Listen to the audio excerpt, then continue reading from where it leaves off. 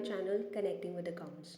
आज इस वीडियो में हम कुछ इंपॉर्टेंट अकाउंटिंग टर्म्स के बारे में पढ़ेंगे। So let's start. In this video we will learn about some of the following crucial accounting terms: outstanding expenses, prepaid expenses, income received in advance, accrued income, bad debts, drawings, and goodwill. Let's understand them in detail.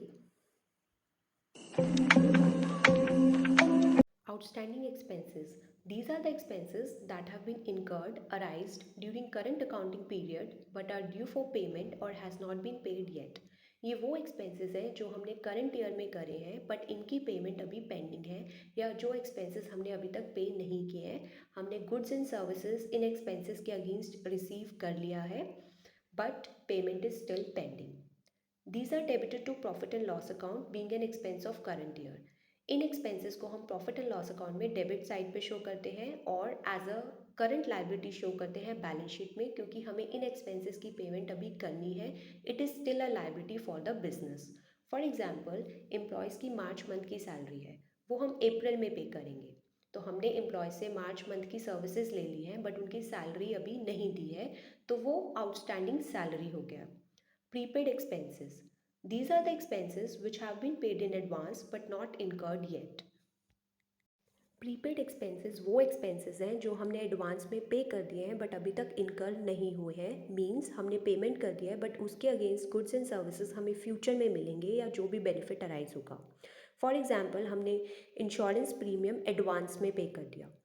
Prepaid expenses को हम deduct करते हैं जो भी expenses हमने prepaid करे हैं, advance में पे किए हैं, प्रॉफिट एंड लॉस अकाउंट में डेबिट साइड पे, और बैलेंस शीट में हम एज अ करंट एसेट इन एक्सपेंसेस को शो करते हैं।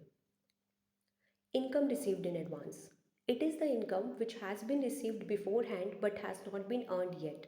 इनकम रिसीव्ड इन एडवांस वो इनकम है जो हमें पहले ही मिल चुकी है बट हमने अभी तक अर्न नहीं करी है, मतलब उसे कमाया नहीं है। उसके अगेंस्ट गुड्स एंड सर्विसेज हमें अभी भी डिलीवर करने हैं।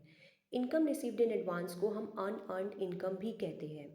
इनकम रिसीव्ड इन एडवांस को हम प्रॉफिट एंड लॉस अकाउंट में जो भी इनकम होती है जो हमने एडवांस में रिसीव की है, सपोज़ हमने कमीशन रिसीव किया एडवांस में, तो हम हमारे पास जितनी भी टोटल कमीशन आई है उसमें से जो कमीशन हमने एडवांस में रिसीव किया उसमें से रिड्यूस कर देंगे प्रॉफिट एंड लॉस अकाउंट में, क्योंकि वो हमने अभी तक अर्न नहीं करी है और ये कंपनी के लिए लाइबिलिटी है, तो करंट लाइबिलिटी की तरह शो होगी बैलेंस शीट में। Accrued income. It is the income which has been earned during an accounting period for the goods and services given but has not been received or has not become due till the end of accounting period. Accrued income वो income है जो हमने earn तो कर ली है, हम जो हमने करंट अकाउंटिंग पीरियड में अर्न कर ली है, जो भी हमने गुड्स एंड सर्विसेज डिलीवर करे हैं, बट हमें उस इनकम की पेमेंट अभी तक आई नहीं है या अभी भी ड्यू है। हमारा अकाउंटिंग पीरियड ख़त्म हो गया है तब भी अब वो इनकम की पेमेंट नहीं मिली है हमें। It is also known as outstanding income और income earned but not due.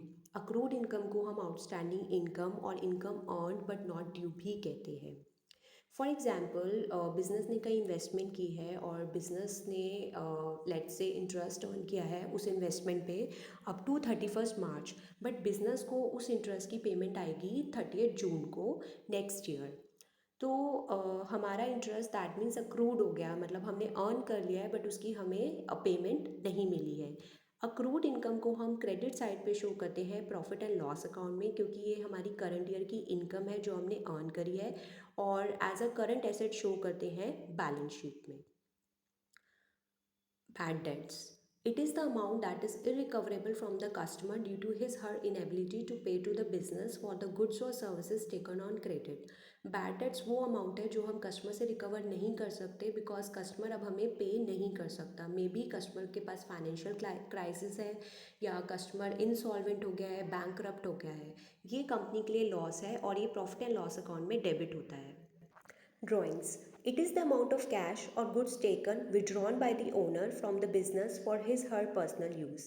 जब ओनर या प्रोप्राइटर बिजनेस में से कुछ कैश या गुड्स को विड्रॉ कर लेता है अपने पर्सनल यूज़ के लिए, उसको हम ड्राइंग्स कहते हैं। फॉर एग्जांपल, कंपनी की कैपिटल 1 लाख है और उसमें से ओनर ने 5,000 अपने पर्सनल यूज़ के लिए विड्रॉ कर लिए, तो 5,000 रुपीज़ जो है वो ड्राइंग्स है। It reduces the capital of the business and is shown on liability side of the balance sheet as a deduction from capital. Drawings हमारी कैपिटल जो है बिजनेस की उसको रिड्यूस कर देती है और इसे हम लाइबिलिटी साइड पे शो करते हैं कैपिटल में से डिडक्ट करके। Goodwill, it is the benefit or advantage which helps the business to earn super profits in the market. Goodwill एक benefit और advantage है जो business को help करता है normal से ज़्यादा profits earn करने के लिए। Goodwill is defined by customer loyalty, brand reputation and public trust. Basically goodwill क्या है? कंपनी की अच्छी reputation, customer की loyalty और public trust. It is an intangible asset and is shown on asset side of the balance sheet. Goodwill एक intangible asset है जिसे हम टच नहीं कर सकते, सिर्फ हम फील कर सकते हैं, देख नहीं सकते, और इसको हम एसेट साइड पे शो करते हैं बैलेंस शीट की। गुडविल को बनाने में बिजनेस को बहुत साल लग जाते हैं। Thank you for watching. Please like, share and subscribe to my channel @connecting with accounts. Keep supporting. Bye.